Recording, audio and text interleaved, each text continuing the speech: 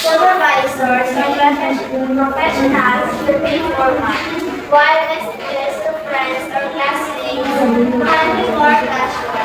Knowing your audience helps make the message quick and direct. Audience awareness. Number 3. Dapat aware ka sa iyong mga sendan. So yung sendan mo, teacher mo ba, parents mo ba, or casual friends? Kaya aman, kung imo teacher sendan sa message, di dapat more on using tone and appropriate tone in language, di ba? Formal, professional. Good morning, sir. Please. Wala. Pero kung casual friend, pointing ka. Wala, di ba? So, ang tono mo is do, parang barkada lang. Normal lang ba? Casual. So, know your audience. Aware mo lang sa audience sa number 3. Next is choosing the right. Papakibasa ko. O, tingnan mo Torio.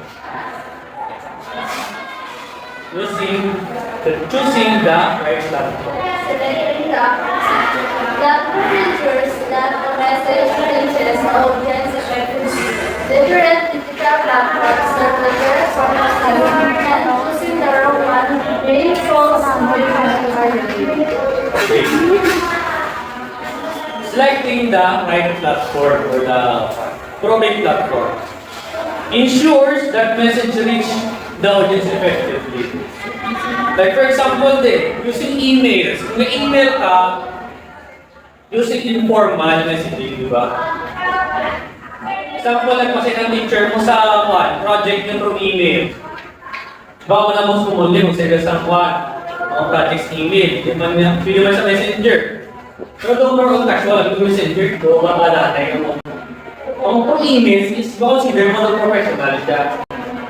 Ito ito, double ba direct? Kaysa message siya, pwede pick updates lang. Mga official request. So nakatry yung sito din. Yung sito na ba? Mga yung sito. Di ba may sito sa mga online? Hindi ka na-send. Di ba email siya na-send? Ano double siya? So formal. Or schoolwork. Or related communication. Like sa atong system. Di ba sa system na gamit na email? Para mag-send sa OTP, or notify kung mabot sa inyong accounts, nakabutang sa inyo ang email sa ito kasi.